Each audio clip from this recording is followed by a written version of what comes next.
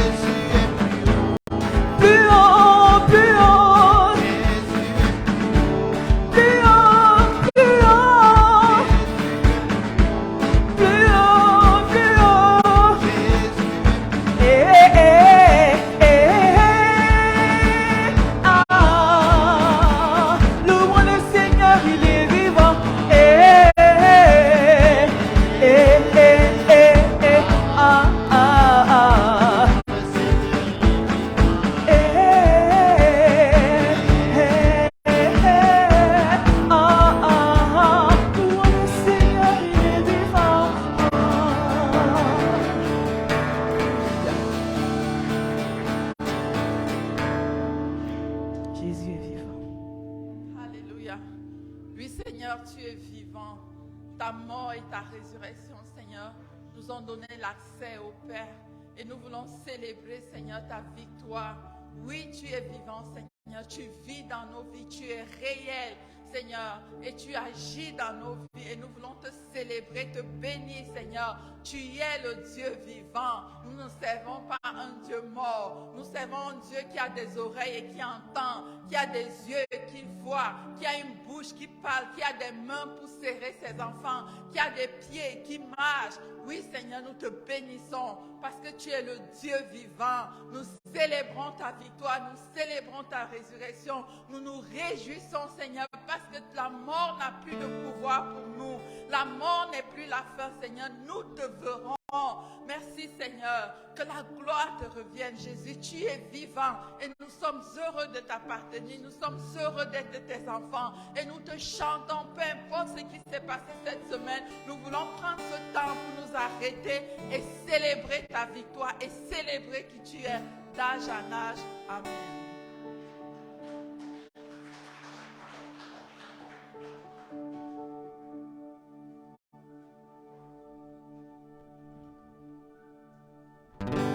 Jésus a remporté la victoire pour nous.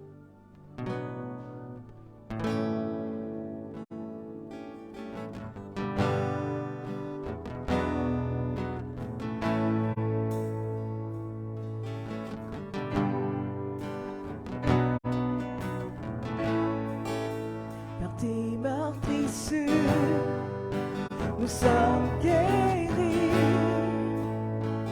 Ta mort nous a rendus libres. Ton sang nous a lavés. Oui, nous avons la victoire par tes meurtrissures. Par tes meurtrissures, nous sommes guéris. Ta mort nous a rendus libres.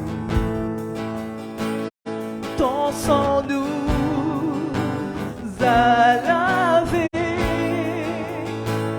Oui, nous avons la victoire. La puissance du péché est brisée. Jésus a gagné.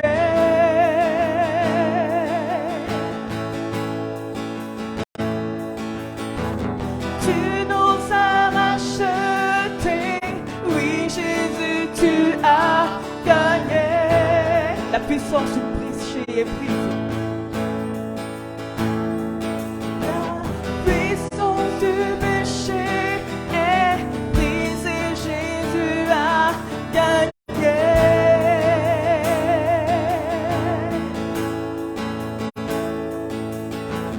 Tu nous as rachetés.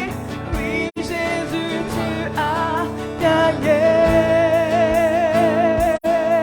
Alléluia, alléluia.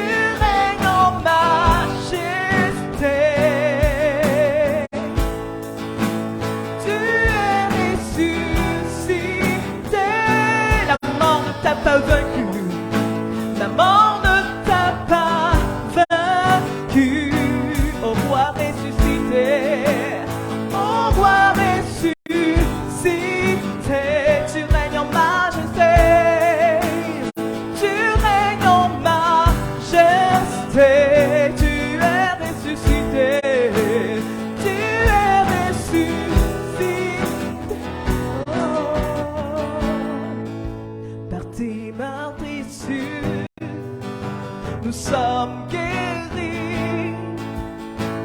Ta main nous a rendus libres. Ton sang nous a lavés. Oui, nous avons la vie par ta meurtrissure, par tes meurtrissures. Nous sommes guéris. Ta mort nous a rendus libres. Ton sang nous a lavés. Oui, nous avons la victoire. La puissance du péché est brisée. Jésus a gagné.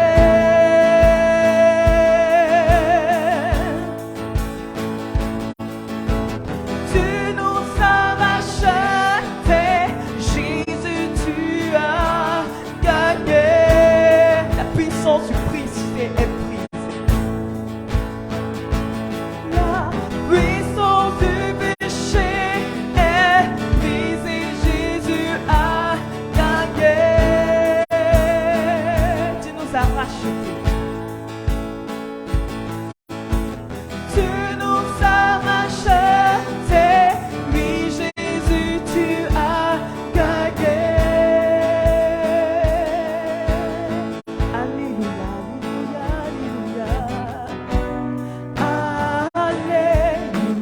Alléluia. Tu as remporté la victoire. Alléluia, tu l'as remporté pour moi. Alléluia. Oui, tu l'as remporté pour. Disons encore une fois, alléluia, tu as remporté la victoire. Alléluia. Tu as remporté la victoire.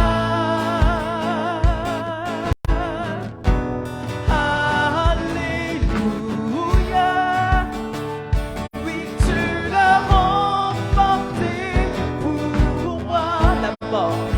La mort ne t'a pas vaincu. Toi le roi ressuscité. Toi le roi ressuscité. Sauveur assis sur son trône. Sauveur assis sur son trône. Tu es ressuscité. Tu es ressuscité. La mort ne t'a pas vaincu. La mort ne t'a pas vaincu. Toi le roi ressuscité. Toi le roi ressuscité. Tu es le sauveur assis sur ton trône de gloire. Sauveur assis sur ton trône. Tu es ressuscité. Tu es ressuscité. Alléluia. Alléluia. Tu as remporté la victoire. Chantons Alléluia. Alléluia. Alléluia. Oui, tu l'as remporté pour moi. Alléluia. Alléluia. Alléluia. Tu Alléluia. Alléluia. Alléluia. Oui, tu l'as remporté. Oui, tu l'as remporté pour moi.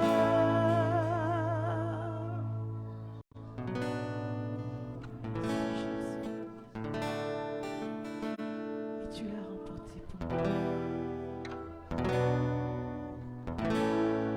Alléluia. Merci Seigneur pour la vie. Merci pour la croix. Tu as remporté la victoire Oui, tu en as son remporté. entièreté. Alléluia.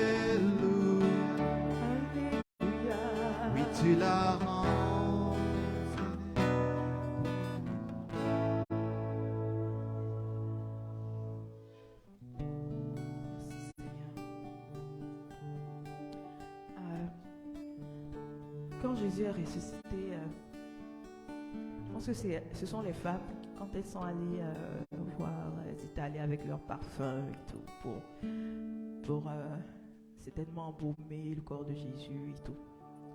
Elles arrivent et voient que la pierre a été roulée. Et elles trouvent quelqu'un qui dit, pourquoi, je pense que c'est l'ange ou quoi, peut-être que je me mêle un peu, mais dit, pourquoi pas cherchez-vous parmi les morts celui qui est encore vivant? Pourquoi cherchez-vous parmi les morts celui qui est vivant? Jésus est vivant. Parfois, on fait ça. On cherche parmi les morts celui qui est vivant. On pense que le Seigneur n'est pas là. On pense que Jésus n'est pas vivant. On pense que telle situation qu'il a déclarée terminée n'est pas terminée. Pourquoi cherchez-vous parmi les morts celui qui est vivant? Pourquoi cherches-tu dans les circonstances quelque chose qui n'a pas sa place? Il a dit, tout est accompli. Tout est accompli. Il a dit, je suis vivant, alors il est vivant. Alors, j'aimerais juste nous encourager à croire qu'est-ce que la parole, ce que le Seigneur a déclaré, ce que le Seigneur t'a déclaré comme parole, qu'il a dit, je l'ai fait. Même si il peut arriver que pour l'instant, on n'a pas encore vu la manifestation de cela. Ça ne signifie pas que ce que le Seigneur a dit est un mensonge. Il a dit, c'est vrai et ça s'est fait. Alors dites de croire et nous verrons sa gloire. Ne t'ai-je pas dit que si tu crois, tu verras ma gloire? Jésus est vivant, Jésus n'est pas mort.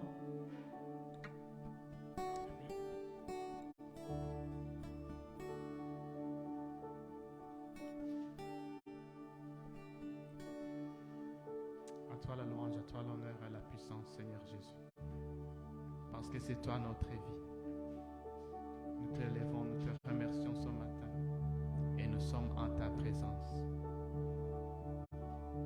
Amen. Amen.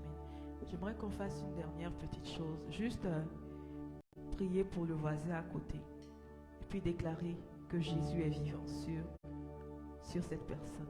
Déclarer la vie Zoé sur cette personne. Alléluia. Merci Jésus.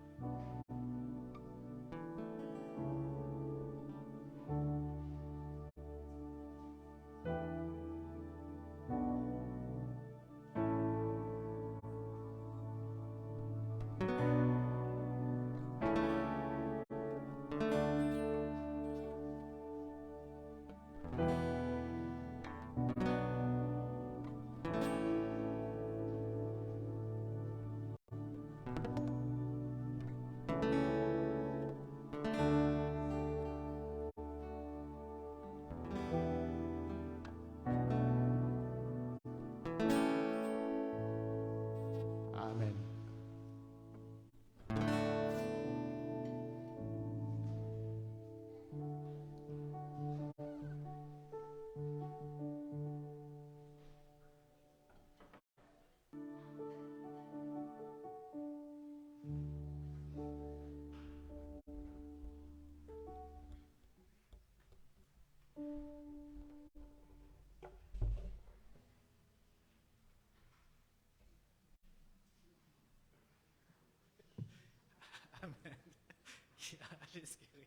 Ok, je pense que c'est bien d'avoir la joie du Seigneur dans notre cœur. Ce matin, vraiment, merci d'être venu parmi nous. C'est vraiment une grâce pour nous d'être ici. Est-ce qu'il y a des personnes qui sont ici pour la toute première fois? Ouais. Non? Bon, si quelqu'un est ici pour la première fois, donc il y a Grâce qui est là avec le panier. OK. Donc, bienvenue à l'Église des Nations. Nous nous rencontrons chaque dimanche à 10h30 et puis aussi chaque matin sur Zoom à 6h. Vous pouvez aussi vous connecter. Donc, c'est du lundi au vendredi de 6h le matin à 7h. Et puis, c'est tellement riche le partage qu'on a le matin. C'est aussi une très bonne façon de commencer la journée, la semaine. Et demain, c'est lundi, c'est le début d'une nouvelle semaine. Quoi de mieux que de commencer par la prière le matin? OK. Donc, il y a aussi la dîme et les offrandes. Christina, tu peux projeter la vidéo. Et si vous voulez aussi donner, donc, il y a aussi le panier qui pourra aussi être circulé pour ceux qui voudraient donner la dîme et les offrandes. Encore une fois, bienvenue. Nous allons donc passer maintenant à la prédication, mais juste avant, nous allons prier pour les enfants. Dieu nous a bénis avec beaucoup d'enfants dans cette église. C'est vraiment une joie de voir que l'église est remplie d'enfants, n'est-ce pas? Oui. Donc, on va prier. Mais avant de prier, je me rappelle de la petite Suzy qui avait dit quelque chose. C'était la fin de la journée. Donc, ils étaient en classe à l'école. La cloche allait sonner dans 5 minutes. Je pense qu'il était comme 3h25, 3h30, c'est la fin de la classe. Et puis la prof a dit, OK, donc vous ramassez vos choses, la cloche va sonner dans 5 minutes. Et puis Suzy a levé sa main et dit, Madame, j'ai une question. Et puis la prof a dit oui. Et puis Madame, j'ai mon cahier, je vais écrire. Est-ce que vous pouvez me dire, nous tous à la classe, qu'est-ce qu'on a fait depuis le matin, de 8h30 jusqu'à maintenant? Parce que je dois tout écrire. Et puis la prof a dit, mais écoute Suzy, c'est déjà la fin de la journée. Tu sais que vous êtes tous fatigués, moi aussi je suis fatigué. Ça va sonner dans 5 minutes, on veut tous se relaxer, s'il te plaît. Si c'est une question particulière, oui, je vais répondre. Mais si tu veux que je décrive de 8h30 jusqu'à maintenant, tout ce qu'on a fait là, je ne pense pas que je pourrais faire ça, Suzy, s'il te plaît. Et puis elle a dit, Madame, si vous ne me dites pas, vous devez parler avec ma mère. Et la prof a dit, pourquoi je dois parler avec ta mère? Elle a dit, mais justement, parce que tous les jours, lorsque je rentre de l'école, et juste à l'heure du souper, elle me dit, qu'est-ce que tu as fait, Suzy, toute ta journée? Vous voyez, elle me pose toujours la même question. Moi, je vais lui donner la même réponse. Je suis fatiguée, maman. Je voudrais bien me reposer. C'était une longue journée, comme vous l'avez dit. Donc, madame, il faut que vous parliez avec ma mère, s'il vous plaît. OK. Donc, on va prier pour nos enfants. Je sais que nous, les parents, on aimerait bien savoir ce que nos enfants ont fait pendant la journée, comment est-ce qu'ils ont passé la journée. Mais des fois, c'est vrai, donc, ils sont fatigués. Et puis, des fois, ça peut être plutôt comme une sorte d'interrogation. On les interroge. Je pense que ça devait plutôt être une conversation. Si on veut savoir sur leur journée, c'est mieux qu'on commence nous-mêmes à raconter notre journée. Lorsque je raconte ma journée, donc, à la famille, et puis ceux qui veulent raconter leur journée, donc, ça va être plus facile. Au lieu de poser la question directement, c'était comment ta journée? OK? Même la prof aussi était fatiguée, elle ne voulait pas raconter. Bon, Seigneur, nous prions pour nos enfants, Seigneur, qui vont maintenant à l'école de dimanche. Je prie, Seigneur, que tu les enseignes. Je prie, Seigneur, que tu donnes cette grande motivation, Seigneur, pour chacun d'eux d'apprendre de toi et aussi pour toutes les personnes qui vont les enseigner. Merci, Seigneur, nous te les confions entre tes mains. Protège-les, Seigneur. Protège-les aujourd'hui et pendant toute la semaine. Protège leurs pensées, protège leur cœur. Protège-les, Seigneur, contre toutes les influences de ce monde. Merci, Seigneur, nous te faisons confiance. Amen. Amen. OK, donc les enfants, vous pouvez aller à l'école de dimanche.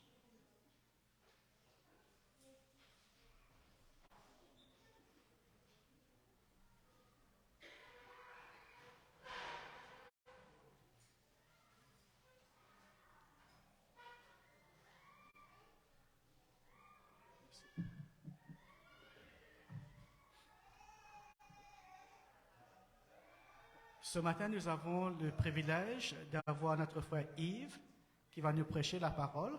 Donc, je vais appeler Yves sous vos applaudissements.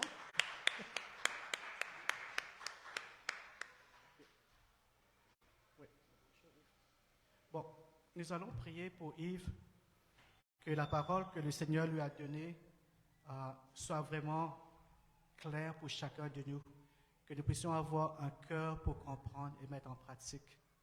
Seigneur, nous voulons te dire merci, Seigneur, pour cette parole qui nourrit nos âmes, parce que tu as dit que l'homme ne se nourrit pas de pain seulement, mais de toute parole qui sort de la bouche de Dieu. Et ce matin, Seigneur, nous prions que ta parole sorte de la bouche de Yves, Seigneur, pour nous bénir, pour nous nourrir, Seigneur.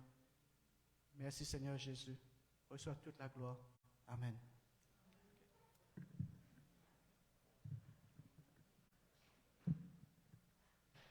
Merci. Merci beaucoup, Gwen.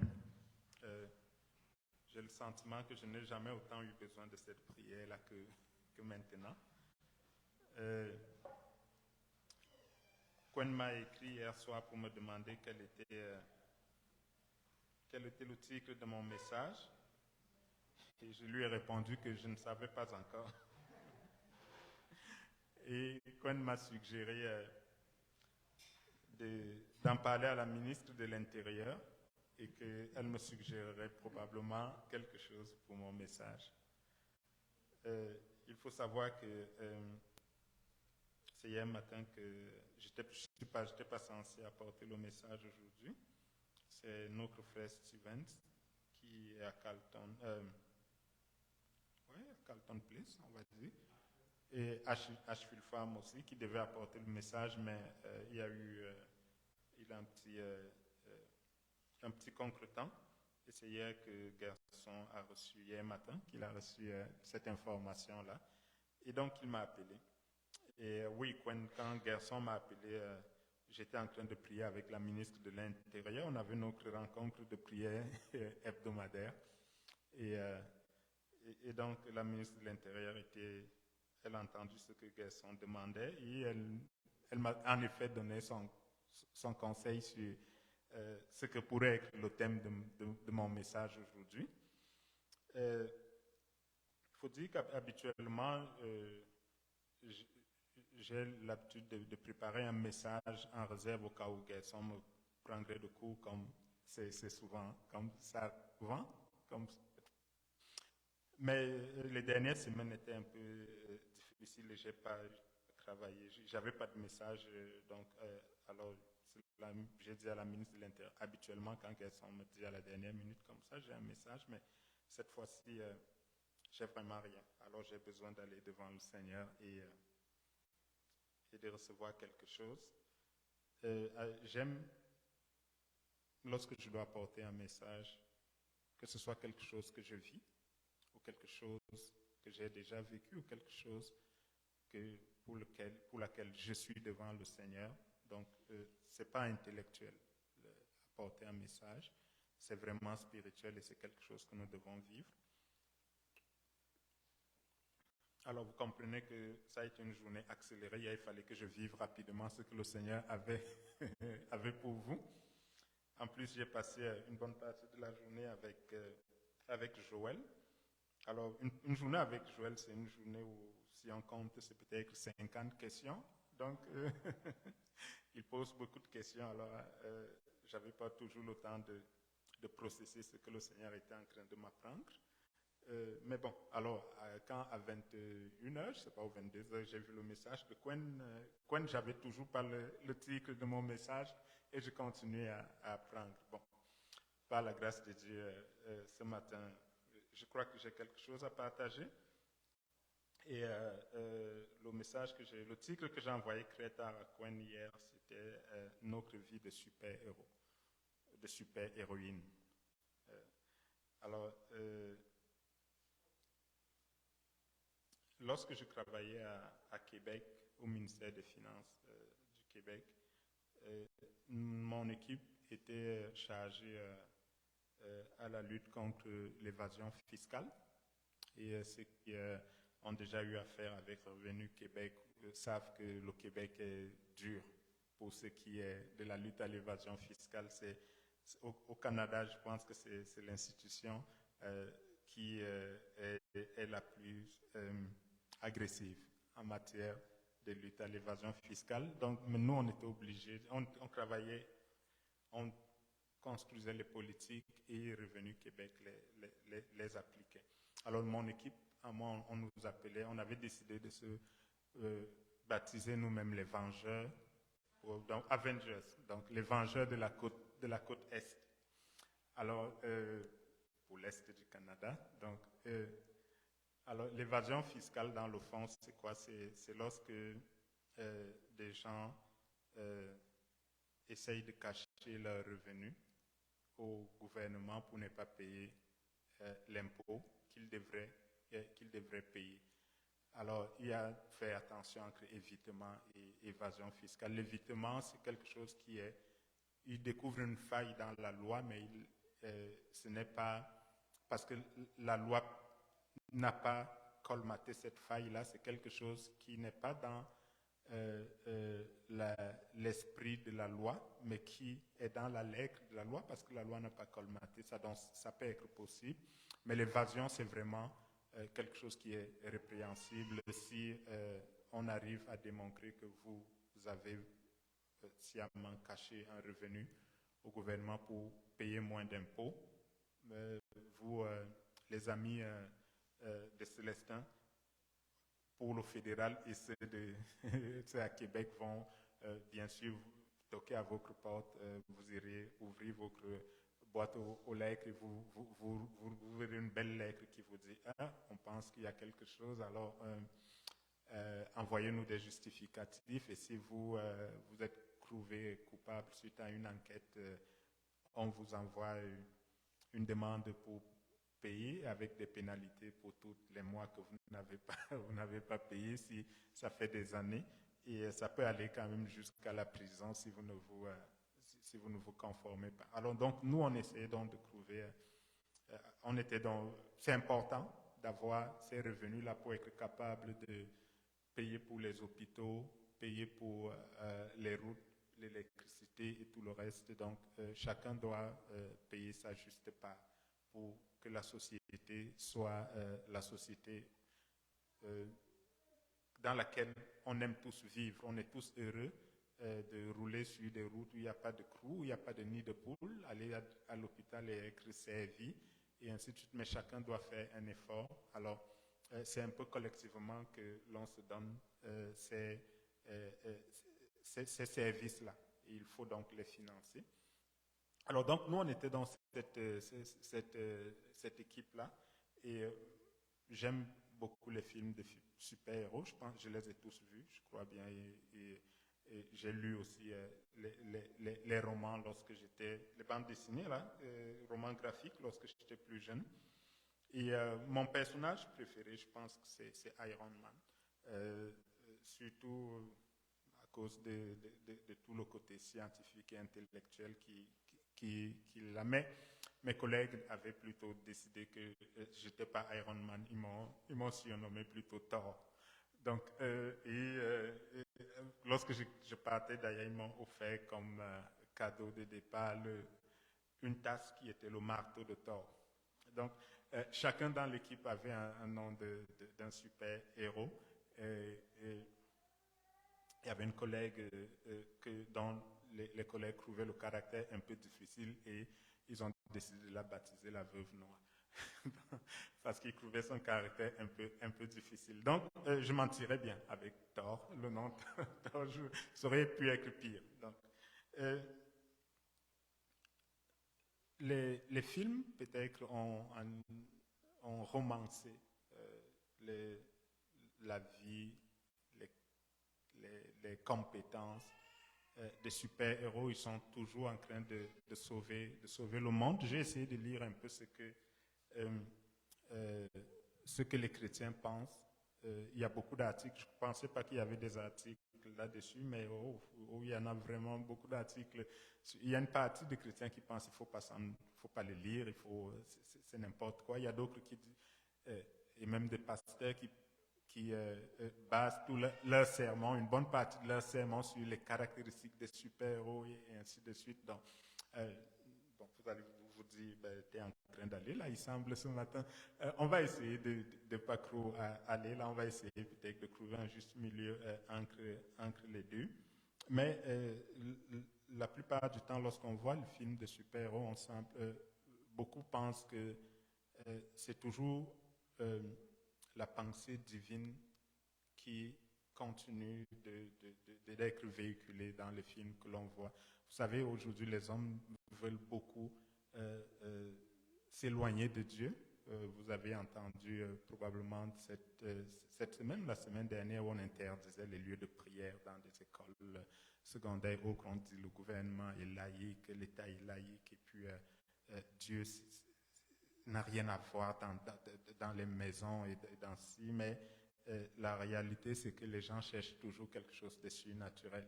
Et quand on va voir tous les films de super-héros, c'est quelqu'un qui vient sauver la Terre et qui vole au secours de la Terre et qui a des pouvoirs qui sont au-delà des pouvoirs humains que l'on a. Ce sont des pouvoirs surnaturels. Ce qui est intéressant, c'est que Thor, par exemple, c'est un fils de Dieu. Donc, son nom, justement, c'est le fils du tonnerre. Il a ce marteau avec lequel il fait pleuvoir une foudre et ainsi de suite. Et Superman, par exemple, c'est également un fils de Dieu, il vient d'une autre planète. Et les autres super-héros ont, d'une manière ou une autre, ont reçu un pouvoir surnaturel d'une façon ou d'une autre. Et ils utilisent tout ce pouvoir surnaturel-là pour sauver la terre, pour sauver la veuve, l'orphelin, pour sauver les opprimés et ainsi de suite. Alors, ça me fait bien comprendre que Dieu a mis en nous son souffle et nous avons, que nous le voulions ou pas, que nous disons que nous sommes chrétiens ou que nous le régnons, nous avons quelque chose de divin en nous et nous sommes toujours poussés vers quelque chose de surnaturel. Alors, c'est quoi donc l'histoire? C'est que j'aurais bien aimé, pas moi, certains pensent qu'ils ont été les premiers à parler des hommes surnaturels, mais avant même que la télé existe, avant même que les livres existent, il y avait des hommes surnaturels que le Seigneur a suscités sur cette terre. Donc, on peut, en lisant la Bible, on parcourt quasiment à chaque page, chaque bout de page, on rencontre des gens avec un pouvoir de super-héros. C'est quelque chose qui n'est pas fait naturellement par vous et par moi, mais qui vient de Dieu et qui accomplit quelque chose de divin. On n'a qu'à penser à Daniel et ses trois amis, Abednego, Shadrach et Meshach. Qui de nous est capable de sortir indemne d'une fournaise ardente sans même qu'il y ait de la fumée sur nos vêtements? Chez nous à la maison, je pense que c'est le cas chez tout le monde. Là, si vous devez aller à l'école, au travail ou à l'école le matin et que vous faites cuire un œuf, vous devez mettre la haute, sinon on saura très vite. 2 bureaux à la ronde. Ce que vous avez mangé aujourd'hui, mais ils ont été dans une fournaise ardente et il n'y avait même pas l'odeur de la fumée sur leurs vêtements. Daniel a été dans la fosse aux lions et il n'a même pas été inquiété. Les lions ont gêné toute la nuit et le lendemain, ils ont eu un festin des familles entières qui leur ont été données. Pensons au jeune David qui justement avait l'habitude de tuer des lions, de piétiner des loups et même qui a coupé la tête d'un géant. Donc, Dieu a, bien avant que les super-héros tels qu'on les connaît aujourd'hui existent, Dieu a suscité des super-héros, des hommes et des femmes qui ont reçu justement des pouvoirs incroyables de lui et qui ont accompli ces grandes choses-là. Mais vous allez me dire, oh, c'est longtemps, c'est historique, c'est dans la Bible, mais qu'en est-il aujourd'hui? Je vous dirais que la situation n'a pas changé et que la réalité est que Dieu continue aujourd'hui de confier des choses aux gens qui, lorsqu'on y regarde, on dit mais c'est une mission suicide et comment il est capable de s'en sortir. Il ne va pas s'en sortir du tout, mais l'histoire est souvent plus belle que celle qu'on voit dans des cinémas, c'est-à-dire qu'à la fin de la journée, lorsque les rideaux tombent, le jeune garçon retourne chez lui, l'adolescent, avec une pierre dans la main et la tête d'un géant sous le bras. Le Seigneur continue de faire ces grandes choses-là. Elles ne sont pas seulement bibliques. Daniel avait un pouvoir vraiment extraordinaire, c'est qu'il était capable de vous dire quel était votre rêve hier soir quand vous êtes endormi. Vous expliquez, vous donnez l'interprétation de votre rêve et même vous dire comment vous devez vous comporter suite à ce rêve-là, quelle est la leçon qu'il faut tirer et comment vous devez agir. Ça, c'est un pouvoir de super-héros.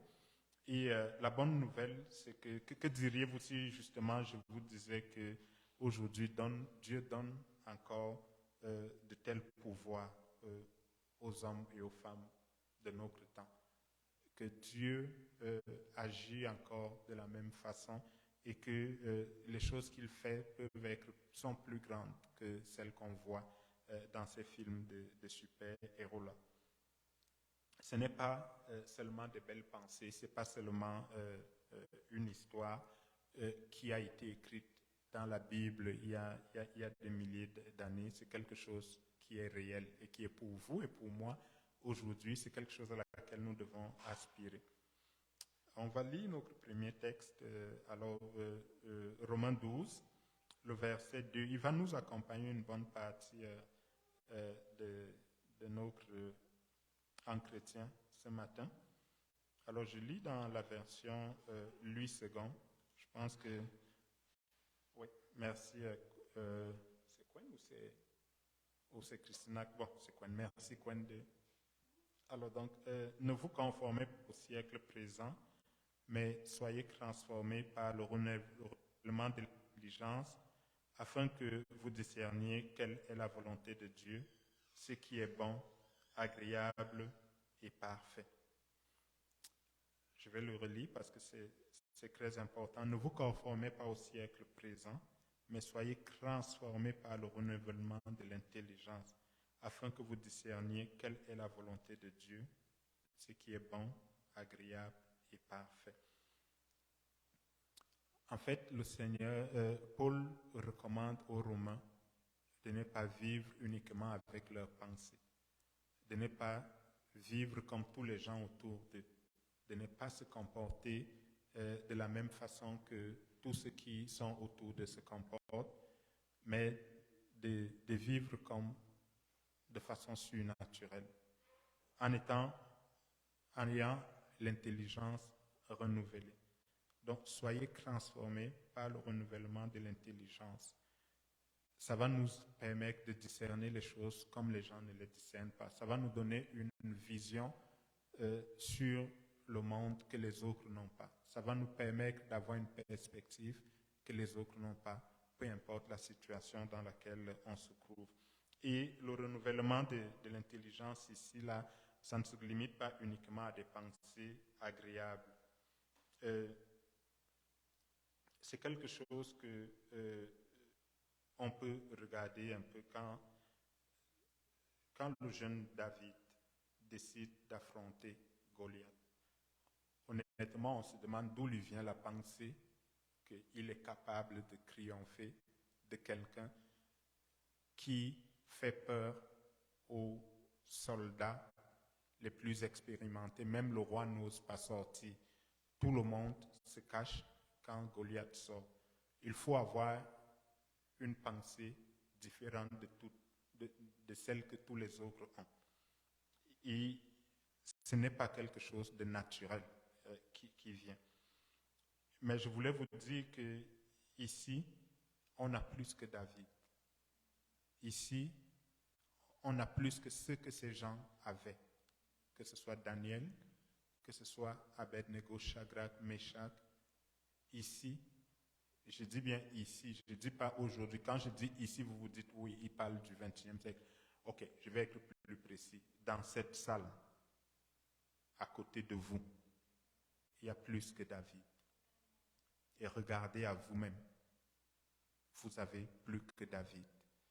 Il y a plus que David. Donc ce n'est pas quelque chose qui vous est accessible. Je ne suis pas en train de dire que David n'a pas accompli un miracle. C'est un miracle, ce qu'il a fait. Mais la puissance de la croix est beaucoup plus importante que la puissance qui reposait en David à ce moment-là. Souvenez-vous je ne l'ai pas donné, je l'ai supprimé, mais Matthieu 11, la semaine dernière, avec les enfants et Alice, on lisait dans Matthieu 11, et au début, je pense que c'est... Je vais juste vous donner la référence, mais je l'ai enlevé. Matthieu 11,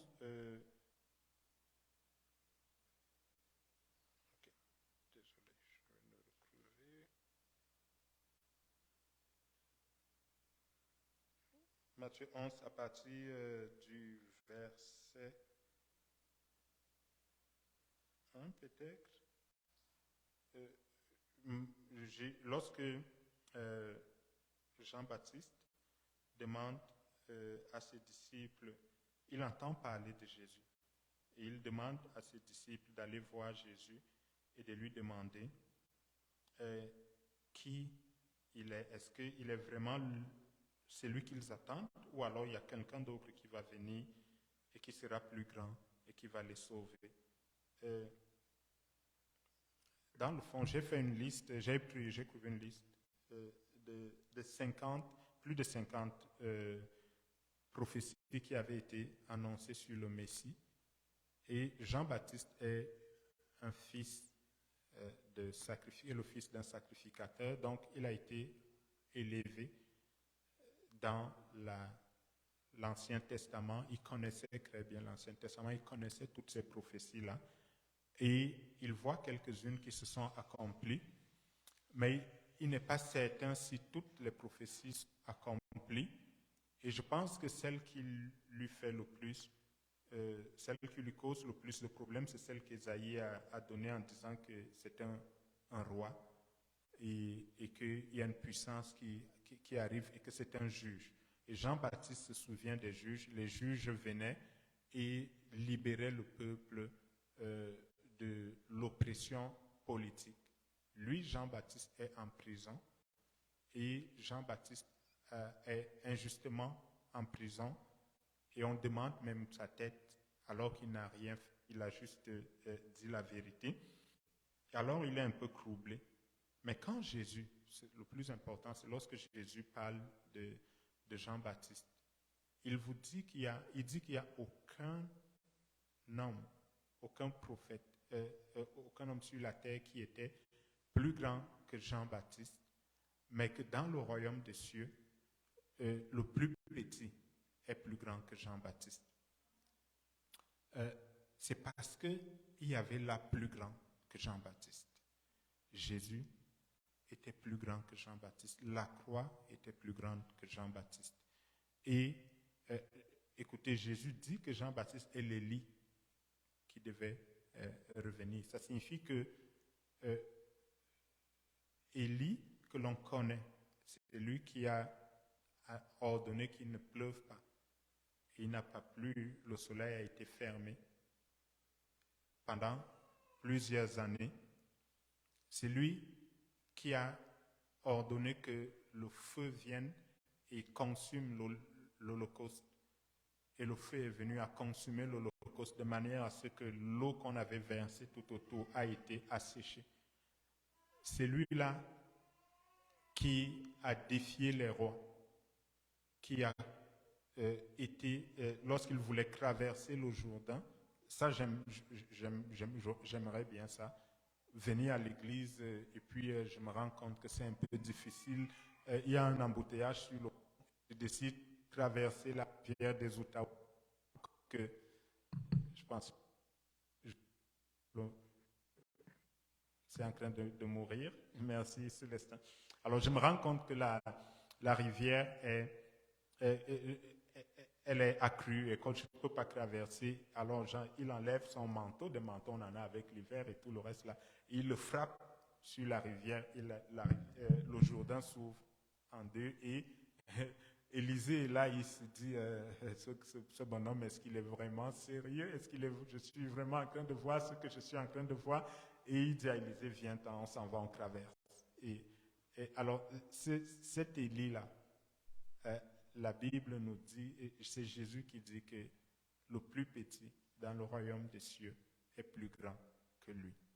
Alors, je nous le redis encore, il y a ici plus grand que Jean-Baptiste et que nous sommes des super-héros, des super-héroïnes et que notre vie est beaucoup plus, l'appel qu'il y a sur notre vie est beaucoup plus grand que ce que nous pensons avoir comme appel.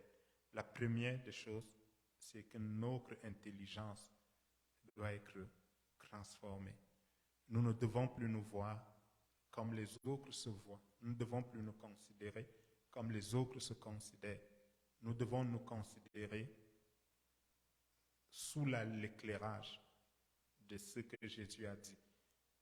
Le plus petit dans le royaume des cieux est plus grand que Élie, plus grand que Jean-Baptiste. Alors donc, la première chose, c'est qu'il faut comprendre ce qu'accomplit la puissance de la croix. Ce n'est pas à cause de nous-mêmes. C'est la croix qui l'a accompli. Et Éphésiens 4, 23 nous dit qu'on est renouvelé par l'Esprit. Je vais lire d'abord le verset 18, peut-être Coin. Le verset 18, il dit, pour ceux qui ne sont pas passés par la croix, qui n'ont pas accepté l'œuvre de croix, le verset 18 dit qu'ils ont l'intelligence obscurcie. Ils sont étrangers à la vie de Dieu à cause de l'ignorance de ce qui est en eux. À cause de l'ignorance de ce qui est en eux, à cause de l'endurcissement de leur cœur. Par contre, pour ceux qui ont reçu Jésus et qui vivent par lui, on dit qu'on est appelé, le verset 23, à être renouvelé dans l'esprit de votre intelligence. Donc, nous avons une nouvelle façon de penser. Nous avons une nouvelle façon de voir. Il nous faut simplement nous arrimer avec Dieu. Alors, la question, c'est pourquoi est-ce que tant de croyants, justement, ne vivent pas cette chose-là, ne vivent pas de cette façon-là, ne vivent pas à la hauteur de ce que la Bible déclare que nous sommes et que l'on vit avec une sagesse plutôt qui est une sagesse inférieure, une sagesse qui est une sagesse passée.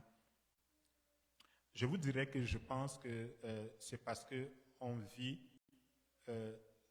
inconscient de ce que nous avons. Je vais appeler ici croix quotient que l'on va dire. Il y a le quotient intellectuel, le QI, et il y a le quotient émotionnel, QE, et il y a ce qu'on appelle le quotient spirituel. Ce n'est pas quelque chose qui a été... Le troisième n'a pas été créé par les chrétiens, rassurez-vous, mais il est mal compris par ceux les psychologues et les sociologues, les psychiatres aussi, qui ont mis au jour cela.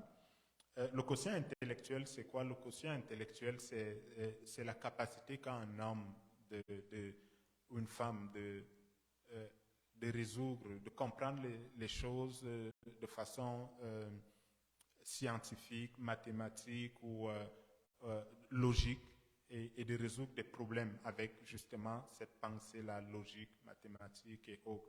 Et il y a beaucoup de tests qui mesurent le niveau de quotient intellectuel. Et il y a une forte corrélation entre le niveau de quotient intellectuel et la réussite dans des études séculières, dans des domaines scientifiques.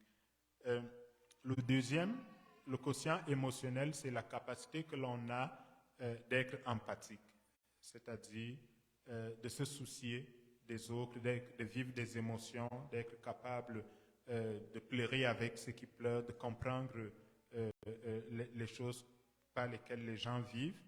Et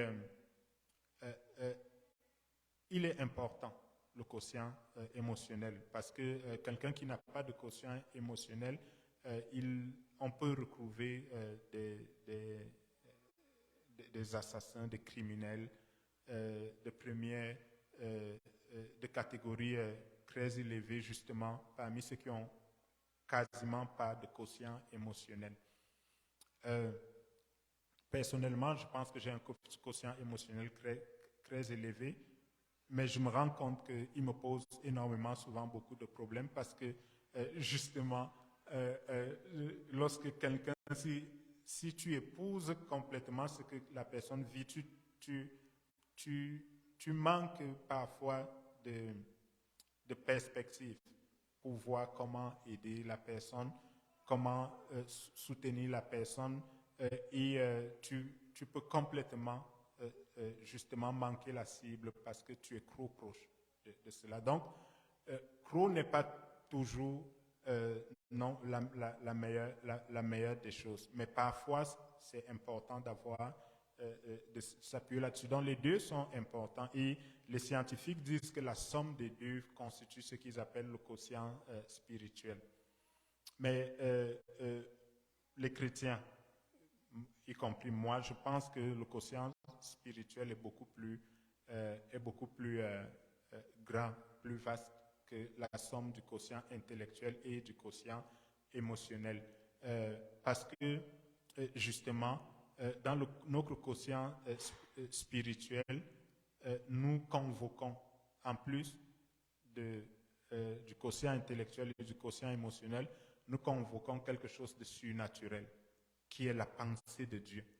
Et ça nous permet d'avoir quelque chose qui dépasse justement la somme des deux. Par exemple, on fait face à une situation, un problème. On n'a pas d'argent pour résoudre une dépense très élevée. Et tout de suite, avec notre quotient intellectuel, on peut arriver à des solutions. Et même le quotient émotionnel, on comprend que peut-être il nous faut un nouveau travail, il nous faut un nouvel emploi, il nous faut faire ci, il nous faut faire ça, il nous faut faire cela, et beaucoup de choses. Et ça peut être de bonnes solutions. On peut, une fois qu'on commence à réfléchir, on peut sortir de là avec un plan d'action en 10 étapes et qui fonctionne et qui nous permet de sortir de la situation. Mais c'est peut-être une façon raisonnable d'aborder le problème en s'appuyant sur le quotient intellectuel, sur notre capacité à résoudre les problèmes ou sur le quotient émotionnel, mais c'est peut-être pas la meilleure façon que l'on avait de résoudre le problème en question. Ça peut nous priver de la solution surnaturelle et de la solution divine, simplement parce que justement nous n'avons pas convoqué à la réflexion le Seigneur. Alors, la question c'est, quelle est donc l'approche? Comment est-ce qu'on arrive à nous appuyer sur le quotient spirituel? La première chose, c'est que c'est bon d'être raisonnable, mais c'est mieux, peu importe la situation, de se tourner vers Dieu et de lui demander: qu'est-ce que tu ferais? Quelle est ta pensée dans cette situation? Comment tu agirais ici? Parce que si je vais prendre un deuxième emploi, il est possible que mes enfants aient moins de ma présence et que je ne vois pas l'impact cette année, l'année prochaine, mais à long terme, ça affecte leur vie et leur développement. Ça me semblait être, au moment où je prenais la décision, la seule issue raisonnable, logique. C'est ce qu'il fallait faire. Mais je n'ai pas la capacité de voir dans 5 ans, dans 10 ans, dans 20 ans. Alors ce serait intéressant plutôt que je convoque celui qui, lui, a cette capacité-là. Il voit loin. Et comme je l'ai souvent dit, ne serait-ce que parce qu'il est en haut et nous sur la terre, il voit plus loin que nous. Parce que ce que je peux voir, c'est jusqu'au bout de la salle. Mais lui, celui qui est en haut, voit beaucoup plus loin que la salle. Il est capable de me dire, attention, ça semble beau jusqu'au bout de la salle, mais après, c'est un ravin. Alors, ce serait intéressant donc de plutôt le convoquer et de commencer plutôt par recevoir une information spirituelle, même si on est convaincu qu'on a tous les moyens pour être capable de résoudre notre situation, on peut le faire. Et parfois, la solution divine peut ne pas nous convaincre, nous convenir, peut prendre du temps selon nous, mais ça vaut la peine de s'appuyer sur elle. Il me souvient que Alice et moi, on avait à un certain moment, nos revenus ne suffisaient pas et on vivait encore à Québec à ce moment-là. Et on essayait de réfléchir, on disait, Seigneur, qu'est-ce qu'il faut? On a même essayé de se mettre ensemble avec d'autres amis pour lancer des affaires. Et on priait, on demandait constamment au Seigneur. Et le Seigneur nous a dit, et il est même passé par d'autres personnes pour dire, je vais vous ajouter un revenu additionnel, un revenu supplémentaire permanent. Et on a dit, wow, Seigneur. On a attendu la semaine d'après, il n'y avait pas de revenu additionnel supplémentaire de façon permanente. On a attendu le mois qui suivait, il n'y en avait pas non plus. L'année qui suivait, il n'y en avait pas non plus. Je pense 2 ans, 3 ans, ce revenu supplémentaire permanent, on ne le voyait pas. Mais on n'en démordait pas. On était convaincus que le Seigneur avait parlé. Et lorsque on priait, on continuait de lui dire merci Seigneur parce que tu as dit que tu vas nous ajouter un revenu supplémentaire permanent. Je pense que le revenu additionnel supplémentaire permanent, on l'a reçu peut-être en 2015 ou 2014, mais ce revenu est arrivé en 2020, je crois bien, additionnel supplémentaire permanent, lorsque de façon permanente, je ne sais pas ce qui est arrivé à l'école, à l'université où j'enseigne, parce que je travaillais au gouvernement, mais la façon dont les cours, j'avais appliqué pour être chargé de cours à l'université, mais la façon dont les cours étaient attribués, c'était un peu comme du clientélisme, où il fallait connaître quelqu'un, il fallait que quelqu'un te prenne par la main. Et j'avais commencé à donner des cours en 2015, mais en 2016, mon directeur de thèse est décédé. En fait, il est tombé malade, il est mort 1 année plus tard. Il n'avait que 55 ans, un cancer foudroyant l'a emporté. Et une fois qu'il est parti, il n'y avait plus personne pour justement négocier, obliger que l'on me donne des cours, des charges de cours. Alors, vous comprenez qu'en 2015, lorsque le cours est arrivé, on a dit oui, Seigneur, c'est enfin le revenu additionnel permanent, mais tout de suite, il est disparu avec le directeur. Et c'est en 2020 où je n'attendais plus rien de l'université. Je reçois un courriel qui me dit il y a tel enseignant qui nous a demandé de te contacter parce que tu as ces compétences et on a besoin de tes compétences. Et une fois que parce que c'était cette année-là où si je n'avais plus de charges de cours, je n'en aurais plus jamais eu parce que la façon dont ils avaient décidé d'attribuer des charges de cours n'était pas ancienneté à partir de ce moment-là. Donc, j'aurais perdu toute ancienneté là et puis il y en aurait qui auraient eu et puis je n'aurais plus jamais eu et de façon surnaturelle comme ça. Non seulement, il y avait le cours sur lequel on m'a donné une charge. C'est un cours que l'on a juste renommé. On a décidé de le renommer. Il y en avait qui avaient beaucoup plus d'expérience sur l'ancien nom que portait le cours. Et donc, si on partait sur la base de cet ancien nom, on ne m'aurait jamais appelé. Mais en le renommant, personne n'avait de l'expérience là-dessus.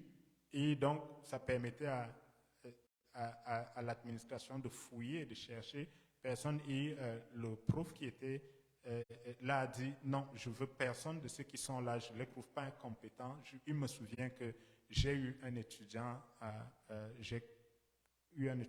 au doctorat dont j'ai supervisé, j'ai été président de sa thèse en 2017.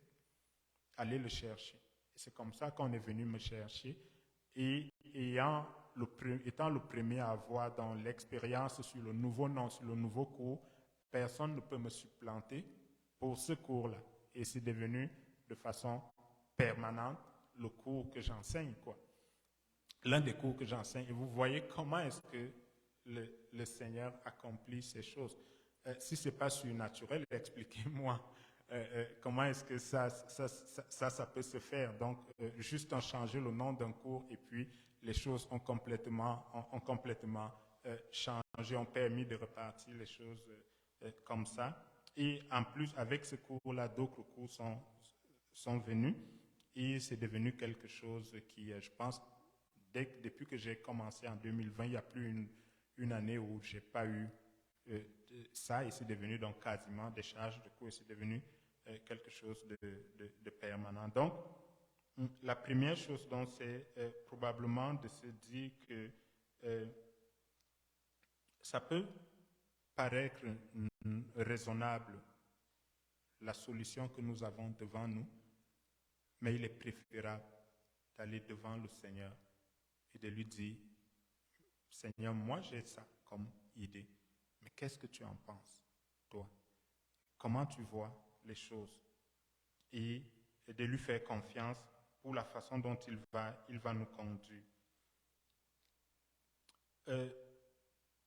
La Bible nous dit que le verset que j'ai lu tantôt, là, le verset de...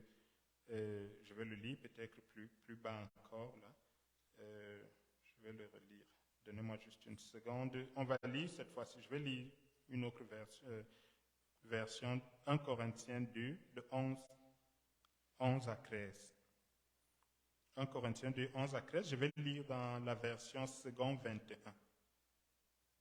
En effet, qui parmi les hommes connaît la pensée de l'homme, si ce n'est l'esprit de l'homme qui est dans lui? De même, personne ne peut connaître la pensée de Dieu si ce n'est l'esprit de Dieu. Or, nous avons reçu l'esprit du monde, mais l'esprit qui vient de Dieu, afin de connaître les bienfaits de Dieu, nous a donné par sa Dieu nous l'a donné par sa grâce. Et nous en parlons non avec les paroles qu'enseigne la sagesse, mais avec celle qu'enseigne l'Esprit Saint. Ainsi, nous employons le langage spirituel pour exprimer ce qui est spirituel. Ce que ces 3 versets nous apprennent, c'est que c'est important pour nous de questionner le Seigneur. On peut dire qu'on est chrétien et que nous avons la pensée de la Bible. La Bible est importante pour nous expliquer, pour nous enseigner comment Dieu pense. Mais ce n'est pas suffisant, parce que la Bible nous enseigne uniquement comment Dieu pense.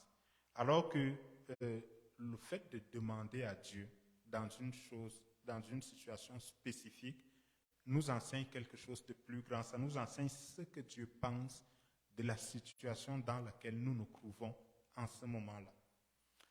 Ça peut être un peu compliqué de voir la différence, alors je vais réexpliquer un moment.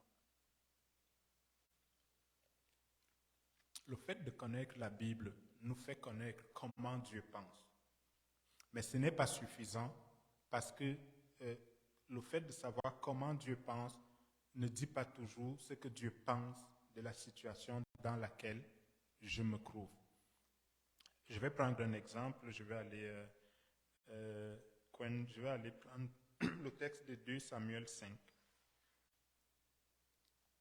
2 Samuel 5, c'est l'histoire, c'est David qui devient roi. Et il est couronné roi et puis les Philistins l'apprennent. Rappelez-vous, si vous connaissez assez bien l'histoire, les Philistins avaient chassé David parce que David avait décidé d'aller combattre avec les Philistins contre Israël.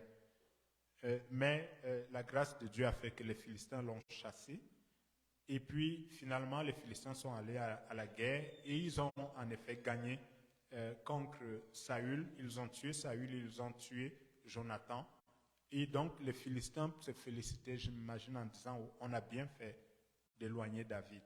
Mais subitement, ils apprennent que David a été fait roi à la place de roi en Juda à la place de Saül. Donc, ils apprennent donc le verset 17, les Philistins apprirent qu'on avait un David pour roi sur Israël et ils montaient tous à sa recherche. David, qui en fut informé, descendit à la forteresse. Alors, les Philistins arrivaient et se répandit dans la vallée des Réphaïm. David consulta l'Éternel en disant, « Monterai-je contre les Philistins?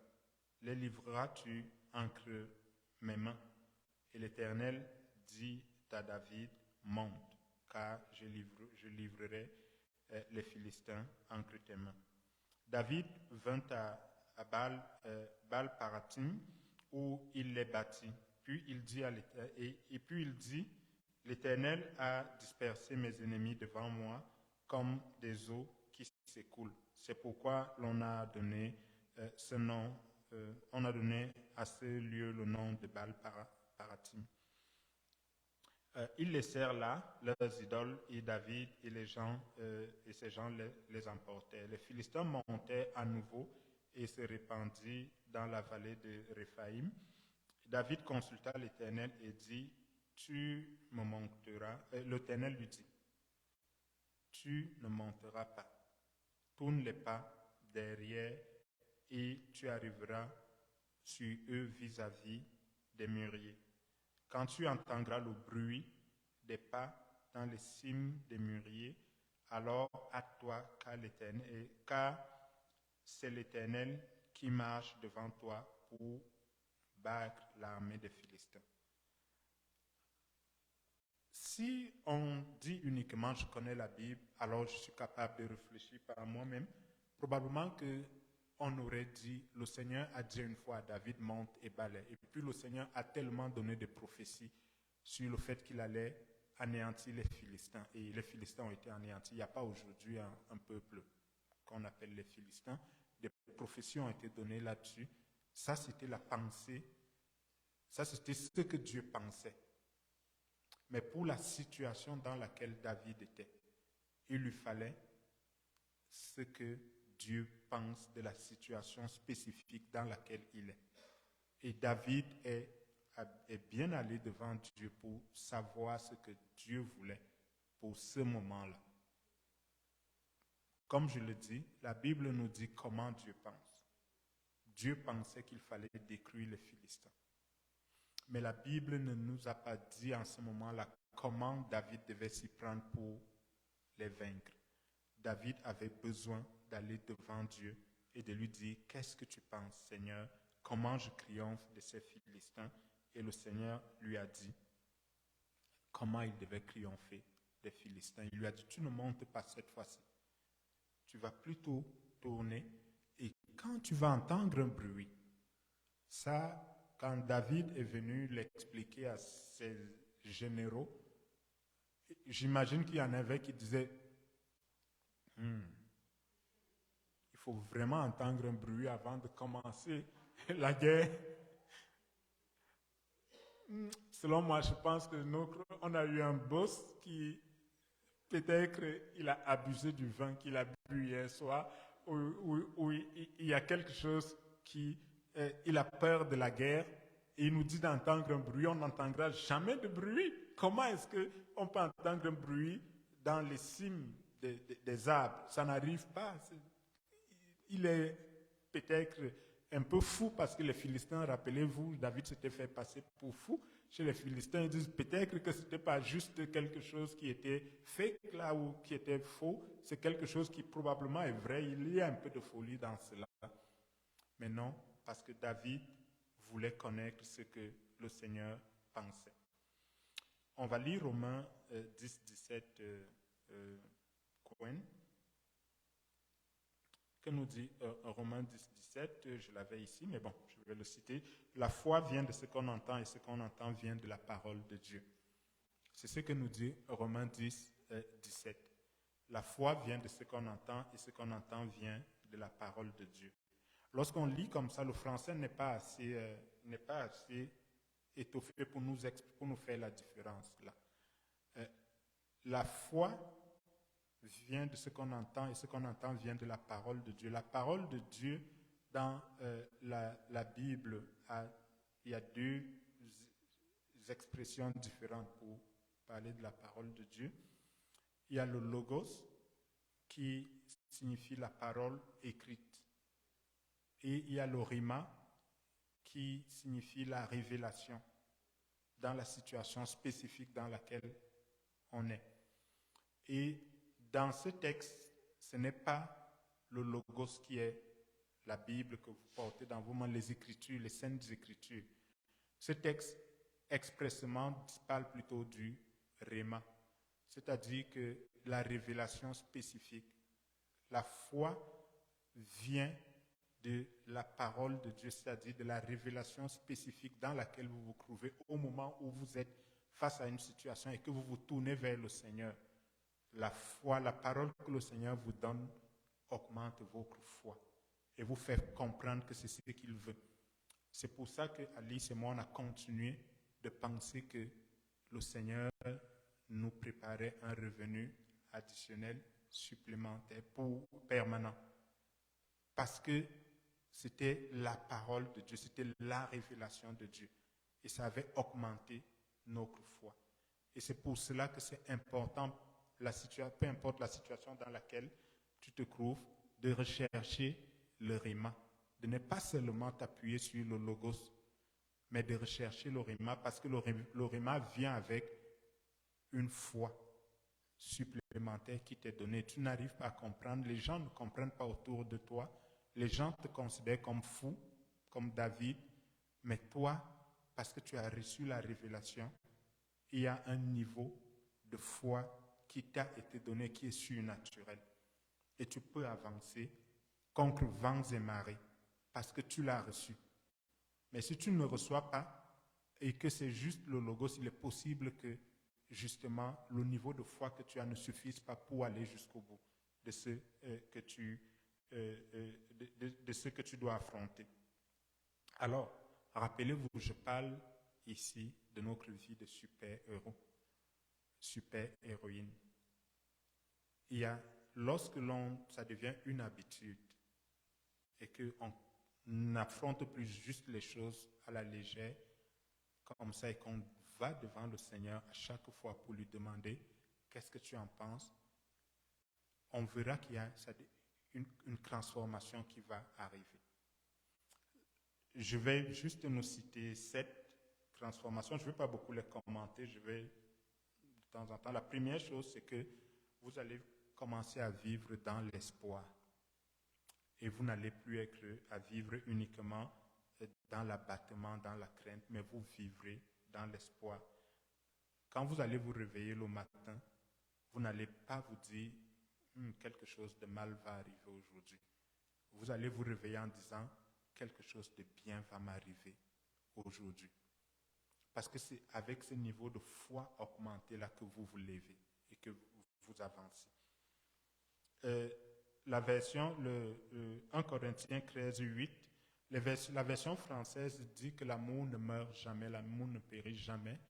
Mais j'ai aimé la version anglaise NIV, New International Version, qui dit que l'amour n'échoue jamais.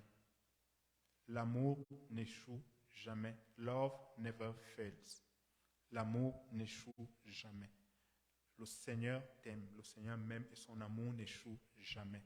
Et quand je me lève le matin avec cette conviction-là, je suis convaincu que quelque chose de bien va m'arriver aujourd'hui. Parce que l'amour de Dieu n'échoue jamais.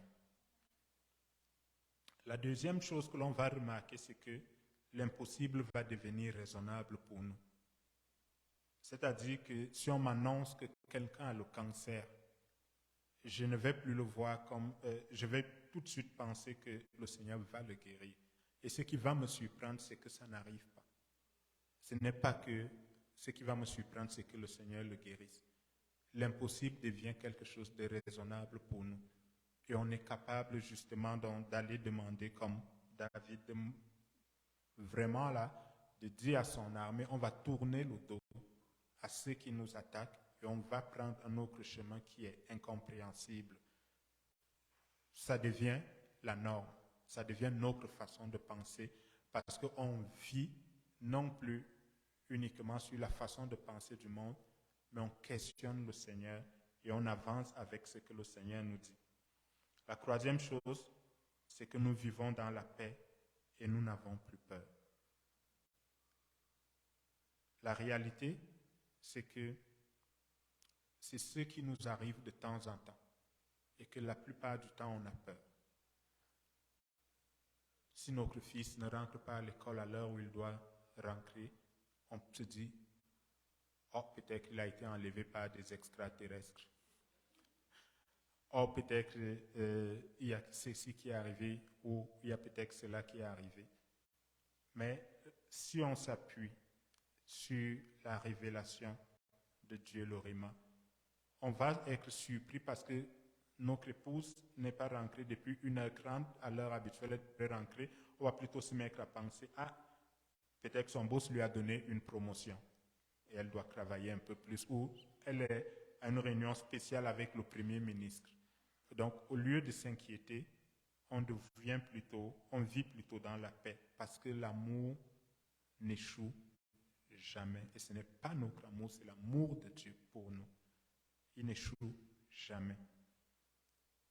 La quatrième chose, c'est que vous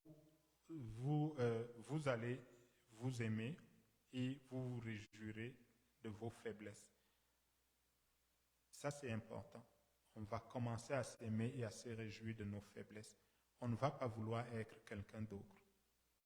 On ne va pas vouloir vivre la vie d'un autre. On va se réjouir de nos faiblesses. Paul était un super-héros. C'est-à-dire qu'on prenait des lingettes qui avaient touché Paul. On les imposait sur les gens et les gens étaient guéris. On faisait... l'ombre de Paul passait et les gens que l'ombre de Paul touchait étaient guéris. Il a été mordu par un serpent extrêmement venimeux. Et tout le monde s'attendait à ce qu'il s'écroule et qu'il meure. Et la Bible nous dit qu'il a juste secoué sa main et le serpent est mort dans le feu. Mais tout le monde attendait qu'il se mette à enfler, mais ce n'est jamais arrivé. Mais ce Paul-là, quand on lit dans 2 Corinthiens 11, il a vécu quasiment toute sa vie avec une maladie. Et il dit qu'il a crié à Dieu. Pendant 3 fois, les 2 premières fois, le Seigneur lui a dit, mais Paul, le Seigneur s'est dit probablement, c'est mon interprétation, mais Paul, tu devrais comprendre, Paul, arrête de me déranger. Et la 3e fois, le Seigneur qui ne voulait pas une 4e fois a dit à Paul, écoute Paul, ma grâce te suffit. C'est le verset 28, je crois bien. Ma grâce te suffit. 2 Corinthiens 11, 28. Car ma puissance s'accomplit dans la faiblesse. Et Paul l'a compris. Et Paul dit que quand je suis faible, c'est alors que je suis fort. C'est-à-dire que ça signifie que le Seigneur met en nous des faiblesses expressément pour glorifier son nom. L'un de mes prédicateurs préférés, lorsque Gerson me surprend comme ça lui arrive souvent, l'un de ceux que je vais souvent consulter, c'est Chris Valentin, pour voir un peu de quoi il a parlé, qu'est-ce qu'il vit ces derniers temps et autres, et essayer de voir. Et il y a une histoire que j'ai écoutée de lui hier soir qui m'a fait rire. Chris Valentin n'a pas fait d'études universitaires. mais il a écrit énormément de livres, il a développé tellement de choses. Alors, il y a une université qui utilise 2 de ses livres en Californie, 2 de ses livres pour la formation de leurs étudiants. Et le recteur de cette université-là a appelé Chris et lui a dit, écoute, tes livres sont tellement utiles à nos étudiants, est-ce qu'on peut te donner, tu écris juste une thèse sur quelque chose et on te donne un doctorat, un PhD. Et il était tellement excité qu'il dit qu'il a appelé sa maman et sa maman pleurait de joie. Et il dit, waouh, j'ai jamais fait pleurer ma maman et je suis... Et alors, il se met donc à travailler là-dessus, il met son adjoint administratif pour refaire. Il dit qu'il a juste appelé l'université, il leur a dit, ok, moi la thèse, il dit, il ne comprenait même pas c'était quoi une thèse. Et il allait regarder sur Internet, il a fouillé c'était quoi la thèse, il a découvert c'est quoi. Et puis il a appelé, il leur a dit, j'ai écrit un livre sur lequel ça m'a pris 600 heures pour travailler. Est-ce que l'université lui a dit, c'est parfait, tu peux juste le réaménager pour que ça ressemble, pour que ça respecte les trucs d'une thèse. Et il a mis sa secrétaire là-dessus. Alors pendant qu'il dort, il va donc se coucher. Et il dit que le Seigneur vient lui parler. Il lui dit, « Hey, Chris, j'ai appris que tu vas avoir un PhD. » Il dit, « Ouais, Seigneur. » Et le Seigneur dit, « Et tu ne m'en as pas parlé. » Il dit, oui, c'est vrai, Seigneur. Est-ce que je peux avoir, Seigneur, un PhD? Le Seigneur lui dit, non, tu ne peux pas l'avoir. Parce que toi et moi, on sait que tu ne peux pas. Et si tu as un PhD, les gens vont penser que si Christ l'a, moi aussi, je peux l'avoir. Et tout le monde va se dire, s'il l'a, je suis capable de le faire. Alors que c'est quelque chose dans ta vie que je me suis réservé pour montrer ce que je suis capable de faire au travers de quelqu'un qui est faible, qui n'a pas la capacité de le faire. Donc, non, tu ne peux pas l'avoir parce que ma puissance s'accomplit dans cette faiblesse-là dans ta vie. Ceux qui connaissent Chris Vallotton savent que maintenant, il n'a pas fait d'études universitaires, mais il est le conseiller des présidents américains, présidents étrangers et un peu partout dans le monde. Et donc, c'est le signe que, le Seigneur lui dit, c'est le signe de ce que je peux faire dans la faiblesse d'un homme. Et tu veux aller tirer cette gloire à partir de ce que je peux faire dans la faiblesse d'un homme. Donc, souvent, lorsqu'on regarde notre vie, on regarde à nos forces et on pense qu'on est uniquement la somme de nos forces. Mais la Bible nous apprend que non. On va commencer, si on réfléchit bien, on va commencer à chérir nos faiblesses. Et les faiblesses qui nous viennent de Dieu, pas les faiblesses qui déshonorent Dieu. OK? Donc, les faiblesses qui déshonorent Dieu, on doit les abandonner. Mais les faiblesses qui nous viennent de Dieu, on va commencer à bénir le Seigneur pour elles parce que la puissance de Dieu s'accomplit dans notre faiblesse. Et nous n'avons pas à essayer d'être comme d'autres personnes. Je vous ai déjà expliqué la situation de mon mal Dieu. Les médecins ne savent pas jusqu'aujourd'hui ce qui cause mon mal Dieu. Il y a 1 an environ, un médecin ici, les médecins ici n'en revenaient pas parce que quand ils consultent mes yeux, tout semble normal, mais ils n'arrivent pas à comprendre pourquoi est-ce que je ne suis pas capable de voir. Je pense que j'ai 1 sur 20 de vision sur l'œil gauche et 2 sur 20 de vision sur l'œil droit. Et ils n'arrivent pas à comprendre et finalement, ils ont transféré mon dossier à l'université d'Ottawa pour qu'on fasse des recherches. Et il y a une chercheuse qui est justement là-bas qui m'a dit, OK, elle pense que ça va être génétique et on m'a fait des prélèvements génétiques, on les a envoyés en Finlande. C'est le seul laboratoire dans le monde qui reçoit toutes les recherches sur les gènes des gens et qui arrive à le trouver. Et puis, le laboratoire a renvoyé la réponse et le laboratoire dit de tout ce qu'ils ont dans leur base de données, ils ont trouvé qu'il y a un problème avec un de mes 76 gènes Et je suis la seule personne dans le monde qui connaisse qui a ce problème-là. Ils n'ont trouvé personne d'autre dans toute leur base de données. Ils m'ont demandé s'ils peuvent garder mon truc dans la base de données au cas où il y aurait quelqu'un d'autre qui viendrait. Et la solution, c'est bien sûr, la réponse, c'est bien sûr qu'ils ne savent pas. Ils ne comprennent pas pourquoi il y a ce problème-là dans un de ces gènes et celui-là. Et il n'y a aucun autre cas qui ressemble au mien. Et il me souvient très bien, lorsque j'étais fatigué, je pense en 1997, en 1998, quand je n'allais plus à l'école parce que j'avais justement ce problème-là et puis je ne savais pas comment faire. J'ai crié au Seigneur. Il me souvient très bien que le Seigneur m'a dit, je vais accomplir ma gloire au travers de ce problème. Je ne te guéris pas maintenant parce que je vais accomplir ma gloire au travers de ta situation. Et c'est depuis ce temps-là que j'avais décidé, après 3 ans que je fais à la maison, j'ai décidé de retourner à l'école et de trouver d'autres moyens, quelqu'un chez qui je pouvais copier des choses et d'être capable de fonctionner. Et j'ai fonctionné comme ça depuis. Les médecins m'avaient dit que je ne pouvais pas faire l'école, ils m'avaient dit qu'il fallait arrêter et qu'il fallait plutôt trouver un emploi ou quelque chose comme ça. Mais le Seigneur a effectivement accompli sa gloire depuis ce temps-là. Il glorifie son nom. Là, j'ai eu plusieurs diplômes. J'ai eu un PhD, ce que mon mentor, Chris Valentin, le Seigneur lui refuse d'avoir. Moi, je l'ai eu. Donc, alors, le Seigneur a accepté que moi, je l'ai, mais pas Chris. Donc, c'est des choses que le Seigneur fait. La 5e chose que je voulais dire, c'est que nous pardonnons rapidement et nous sommes très difficilement offensés lorsque nous vivons selon ce que le Seigneur dit. C'est que nous découvrons que on n'est pas facilement offensé et on pardonne rapidement.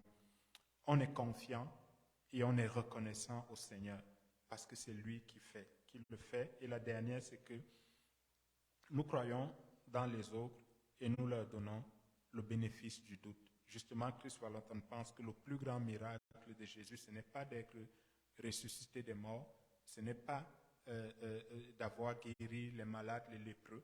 Son plus grand miracle, c'est que Jésus croit en nous, en les gens, longtemps avant qu'on ne le mérite. Regardons juste Judas et Pierre. Jésus croyait en Judas et il lui a confié la caisse. Il croyait en Pierre alors que Pierre le reniait, il lui a confié les clés de l'église. Vous voyez que Jésus n'attend pas que l'on devienne meilleur. Judas n'est jamais devenu meilleur, mais Jésus lui a quand même confié la caisse. Pierre, lui, il a reçu la grâce et il est devenu meilleur et il a reçu les clés. Et il a honoré la foi que le Seigneur avait placée en lui et il a conduit l'église. L'un comme l'autre, ils l'ont reçu avant qu'ils ne deviennent qui ils ont été finalement, avant qu'ils ne le méritent. Donc je terminerai par cet exemple-ci, un exemple que je le tiens aussi en écoutant les petites vidéos que j'ai écoutées de Chris Valentin hier soir, m'ont beaucoup fait rire, sur le caractère de super-héros qu'on a. Chris Valentin, lorsqu'il a commencé, il était mécanicien et il s'occupait, il avait un garage. Et alors, ils ont commencé dans leur église. Rappelez, l'église de Bethel que l'on voit aujourd'hui, l'église qui est, quand Bill Johnson a commencé l'église dans la petite ville, c'était 40, bon, moins nombreux que nous.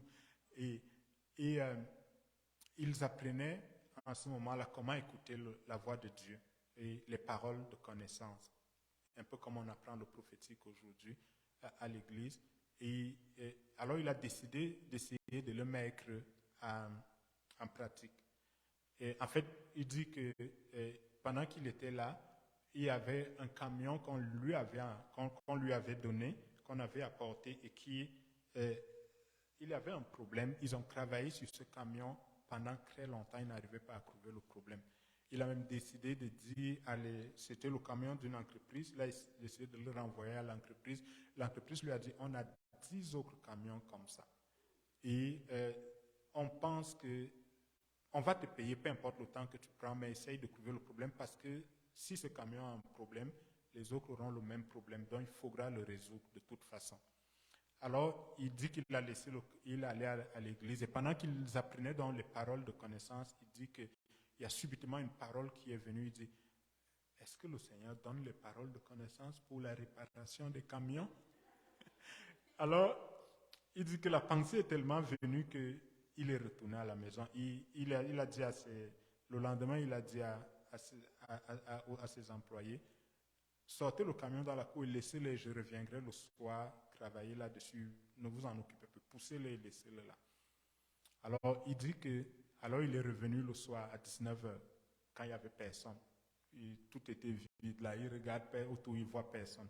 Alors il dit, ok, à l'église, Bill Johnson nous dit qu'il faut poser la main, voyant, donc pour demander les paroles de connaissance, on pose la main et on demande au Seigneur. Alors il se tourne, il voit bien, il n'y a personne, il pose la main sur le camion et il dit au Seigneur, Seigneur, c'est quoi le problème avec ce camion?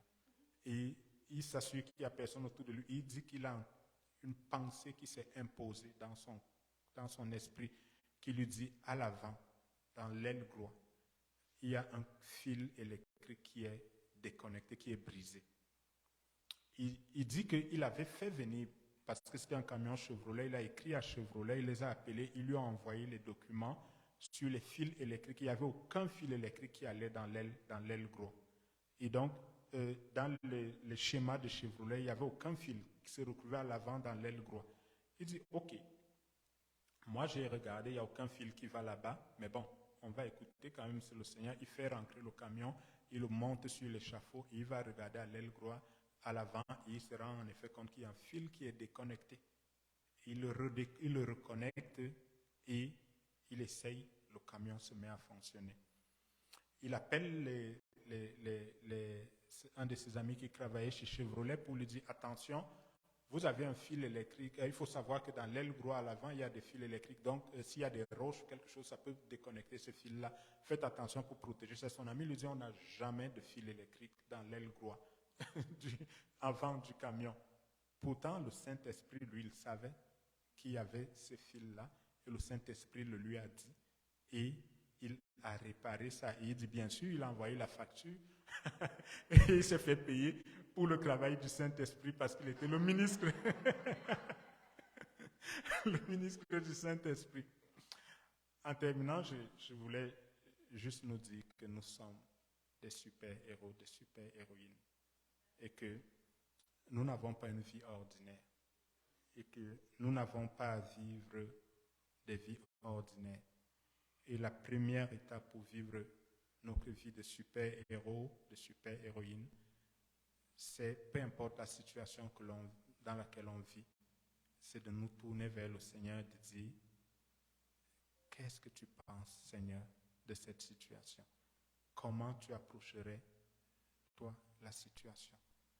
Quel est ton conseil? Quelle est ta pensée dans ce que je vis? Prions le Seigneur.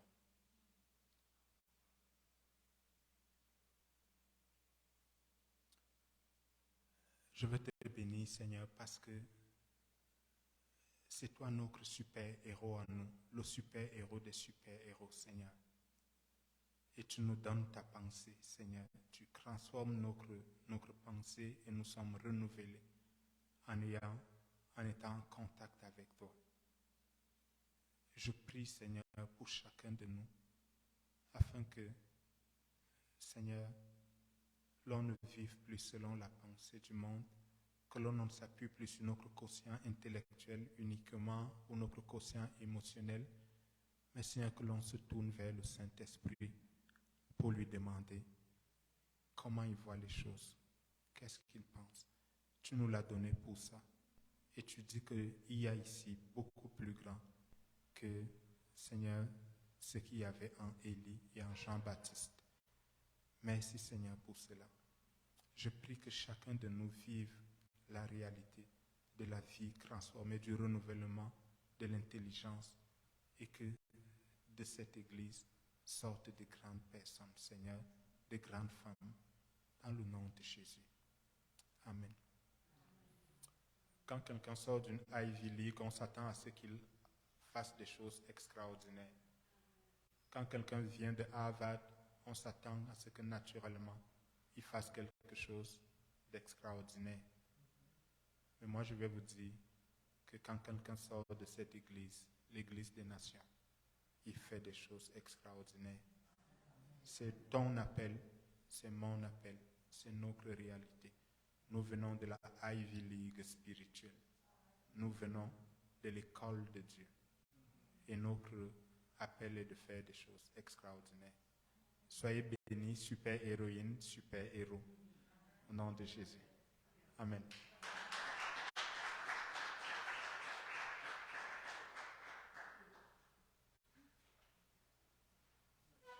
Merci beaucoup Yves pour ce message. Nous sommes arrivés à la fin de notre service de ce matin. Donc les super-héros. Oui, il y en a. OK. OK, on va passer à la... Donc, ouais. Donc les super-héros, les super-héroïnes, c'est toi, c'est moi. C'est pas juste Daniel que nous voyons dans la Bible ou les Joseph, David et les autres. Mais Dieu nous appelle aussi ces super-héros, ces super-héroïnes. Parce que ce n'est pas par notre propre force, mais c'est par son esprit qui travaille en nous. Donc, je vais prier pour clôturer. Seigneur, nous te disons merci, Seigneur, pour ce beau message, Seigneur, de nous rappeler encore une fois que tu nous vois, Seigneur, comme des personnes à qui tu as mis ton esprit, des hommes et des femmes vaillantes, Seigneur, pour ta gloire. Et je prie, Seigneur, que chacun de nous puissions voir au-delà de notre physique, au-delà de notre force, au-delà de notre intelligence. Et même si nous n'avons pas, Seigneur, le niveau d'éducation que cela prend, comme tu l'as fait, Seigneur, pour Christ, la personne que Yves a mentionnée. Mais tu peux aussi le faire aussi, Seigneur, pour chacun de nous. Que le monde puisse voir en nous une telle sagesse, une telle intelligence, qu'ils seront tellement surpris. Et nous te rendons gloire, Seigneur, pour cela. Merci, Seigneur, pour cette nouvelle semaine qui commence. Et je prie, Seigneur, que chacun, Seigneur, puisse avoir une joie extraordinaire, Seigneur, pendant toute cette nouvelle semaine. Pour ta seule gloire, nous prions, Jésus. Amen.